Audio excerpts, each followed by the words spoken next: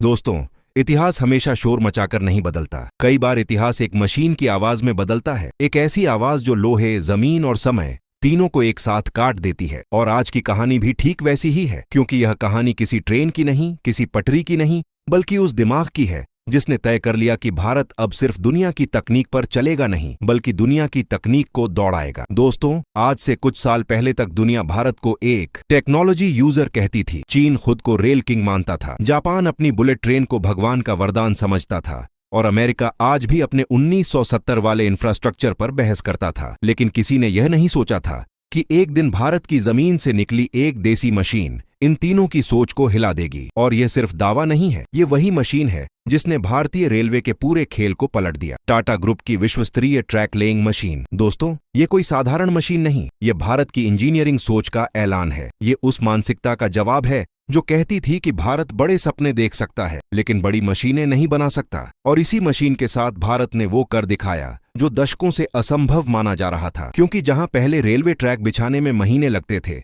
सैकड़ों मजदूर लगते थे, मौसम रुकावट बनता था और छोटी छोटी गलतियां बड़े हादसों में बदल जाती थीं, वहीं अब भारत एक ही मशीन से एक ही फ्लो में स्लीपर बिछाता है, रेल अलाइन करता है, बोल्टिंग करता है, लेवलिंग करता है और रियल टाइम में हर मिलीमीटर की जांच करता है। दोस्तों, यही वह पल है जहां भारत का रेलवे सिर्फ ट्रांसपोर्ट नहीं रह जाता, बल्कि स्ट्रेटेजी बन जाता है। क्योंकि जब कोई देश हर साल 5000 किलोमीटर से ज्यादा ट्रैक बिछा रहा हो, तब वह सिर्फ विकास नहीं कर रहा, वह भविष्य की लड़ाई जीतने की तैयारी कर रहा होता है। और यही कारण है कि चीन के इंजीनियर चुप हैं, जापान के विशेषज्ञ हैरान हैं और अमेरिका इस मॉडल को स्टडी कर रहा है। क्योंकि भारत की यह मशीन एक बार में 1.8 किलोमीटर तक ट्रैक बिछाने की क्षमता रखती है, वो भी हाई स्पीड रेल स्टैंडर्ड्स के साथ। ऐसी क्षमता जो आज ना चीन के पास है, ना जापान के पास और ना ही अमेरिका के पास। दोस्तों, सवाल सिर्फ स्पीड का नहीं है, सवाल है सटीकता का। क्योंकि यह मशीन मिलीमीटर लेवल प्रिसीजन के साथ काम करती है। जमीन की हल्की सी हलचल को भी सेंसर पकड़ लेते हैं और मशीन खुद को उसी समय एडजस्ट कर लेती है।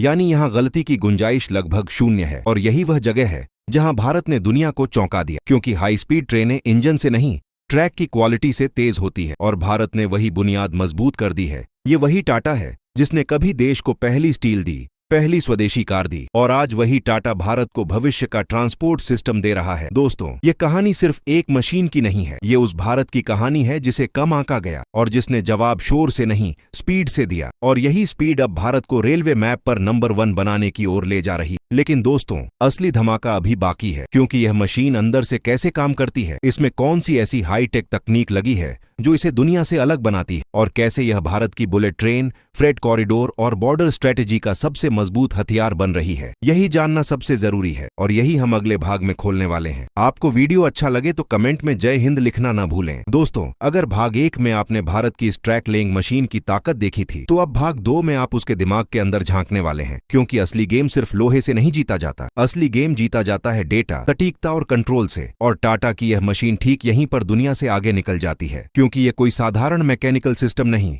बल्कि एक चलता फिरता डिजिटल कंट्रोल सेंटर है। दोस्तों, इस मशीन के भीतर high precision GPS guided alignment system लगा है, जो सैटेलाइट से सीधे कनेक्ट होकर हर सेकंड यह तय करता है कि ट्रैक जमीन से कितने मिलीमीटर ऊपर या नीचे होना चाहिए, कौन सा स्लीपर किस एंगल पर बैठना है और रेल की स्ट्रेटनेस कितनी परफेक्ट है। यानी यहाँ इंसान आंख से नहीं देखता, मशीन खुद जमीन को महसूस करती है। और यही वह तकनीक है जो चीन की मशीनों से इसे अलग बनाती है। क्योंकि चीन की ज्यादातर ट्रैक मशीनें आज भी सेमी ऑटोमेटिक हैं, जहां अंतिम निर्णय इंसान लेता है, जबकि भारत की यह मशीन खुद निर्णय लेती है और इंसान सिर्फ मॉनिटर करता है। दोस्तों, इसमें लगे जायरोस्कोपिक सेंसर हर सेकंड ट्रैक की ऊंचाई, झुकाव और मोड़ को मापते हैं। और जैसे ही कहीं माइक्रो लेवल पर भी असंतुलन दिखता है, मशीन के हाइड्रोलिक आर्म तुरंत खुद को एडजस्ट कर लेते हैं। यानी ट्रेन के दौड़ने से पहले ही भविष्य की कंपन खत्म कर दी जाती है। और अब आते हैं उस टेक्नोलॉजी पर जो जापान को भी चौंकाती है, CNC based rail bending unit. जहां पहले रेल को मोड़ने के लिए गैस कटिंग, भारी जैक और मैनुअल कैलिब्रेशन करना पड़ता था, वहीं अब कंप्यूटर को दिए गए डेटा के अनुसार मशीन खुद तय करती है कि रेल को 1 डिग्री मोड़ना है या 30 डिग्री, और यह मोड़ पूरे ट्रैक पर एक सा रहता है। यही वजह है कि हाई स्पीड ट्रेनें बिना झटके दौड़ पाती हैं। दोस्तों, इस मशीन की सबसे बड़ी खूबी है इसका ऑल इन वन फ्लो। क्योंकि एक तरफ स्लीपर बिछ रहे होते हैं, दूसरी तरफ रेल अलाइन हो रही होती है, तीसरी यूनिट बोल्टिंग और क्लैंपिंग कर रही होती है, और चौथी यूनिट लेवलिंग और कंप्रेशन। यानी काम रुकता ही नहीं। और इसी वजह से यह मशीन 1 घंटे में उतना काम कर लेती है जितना पहले 2-3 दिन में होता था।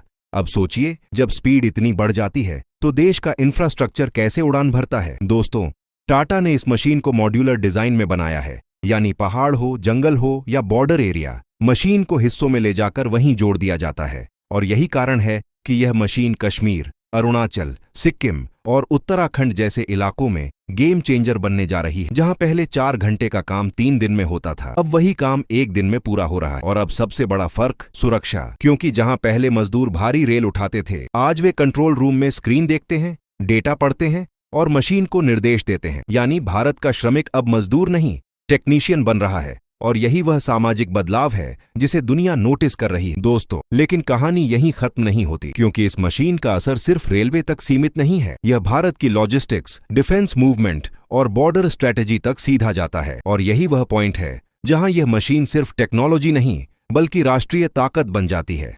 लेकिन असली सवाल अभी बाकी है, यह मशीन भारत को आर्थिक, सामरिक और वैश्विक स्तर पर कैसे नंबर 1 की लाइन में खड़ा करती है, और आने वाले 10 सालों में इसका असर कितना बड़ा होने वाला है, यही हम भाग 3 में खोलेंगे। दोस्तों, अब जब आप इस मशीन की ताकत और तकनीक दोनों समझ चुके हैं, तो अब सबसे जरूरी सवाल का जवाब देना बाकी है। इससे भारत को असल में मिलता क्या है? और जवाब इतना बड़ा है कि यही वजह है कि चीन बेचैन है, जापान सतर्क है और अमेरिका अब भी समझने की कोशिश कर रहा है। क्योंकि टाटा की यह ट्रैक लेइंग मशीन भारत को सिर्फ तेज नहीं बनाती, यह भारत को सस्ता, टिकाऊ और आत्मनिर्भर बनाती है। जहां चीन हाई स्पीड रेल के 1 किलोमीटर पर 320 से 350 करोड़ रुपए खर्च करता है, वहीं भारत यही काम 250 से 280 करोड़ में कर पा रहा है। यानी सीधे सीधे 20 से 35% लागत की बचत। और जब देश अगले 10 वर्षों में हजारों किलोमीटर नई लाइन बिछाने वाला हो, तब यह बचत हजारों करोड़ में बदल जाती है। दोस्तों, यही पैसा भारत स्कूल, अस्पताल, रक्षा और नई तकनीक में लगा सकता है। और यही वह जगह है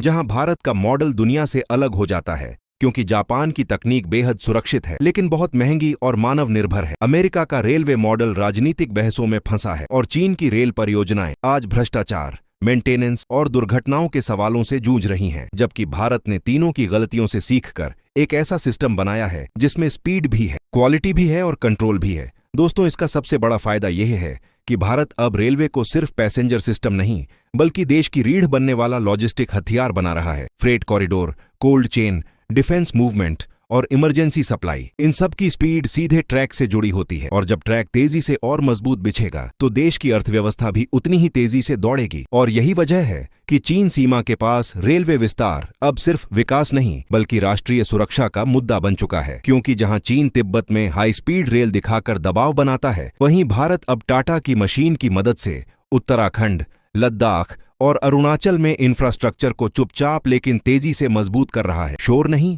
सबूत, नारे नहीं, मशीन, और वादे नहीं, रफ्तार। तो अगर आपको भी लगता है कि भारत की यह तकनीक दुनिया का खेल बदलने वाली है, आपको वीडियो अच्छा लगे तो वीडियो को लाइक करना न भूलें और हमारे चैनल आनंद एजुकेशन 2.0 को सब्सक्राइब करना न भूलें। जय हिंद, जय भारत।